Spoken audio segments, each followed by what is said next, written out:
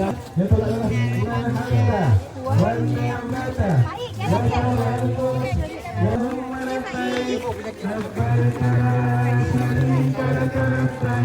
dalam ihram lebih kurang kalau lelaki 2 hari setengah. Kalau ibu-ibu waktu itu tiba-tiba dalam keadaan turunnya haid, waktu wukuf di Arafah, dia masih lagi diulang untuk melaksanakan tawaf.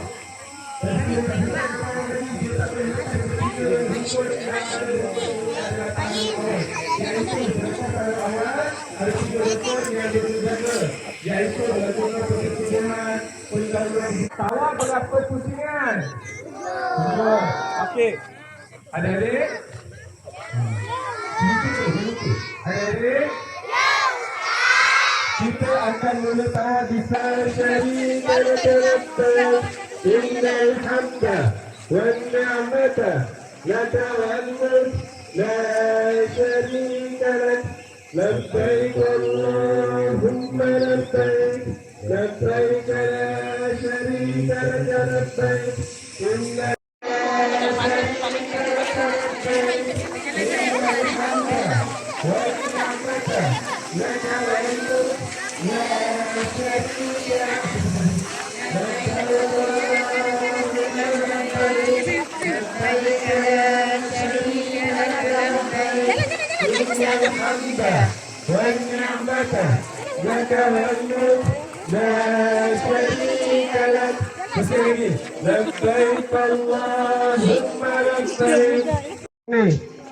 pegang Kaabah ketika mana dalam keadaan ihram boleh dikenakan dam.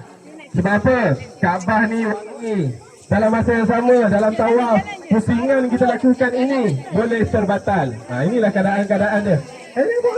Tercabut Hajar Aswad Ustaz kan. Labbaik Allah. Ini jarang ni Kaabah ni tiba berhenti orang pun pusing. Labbaik Allahumma labbaik labbaik la syarika. Ya Allah akbar walillahil hamd.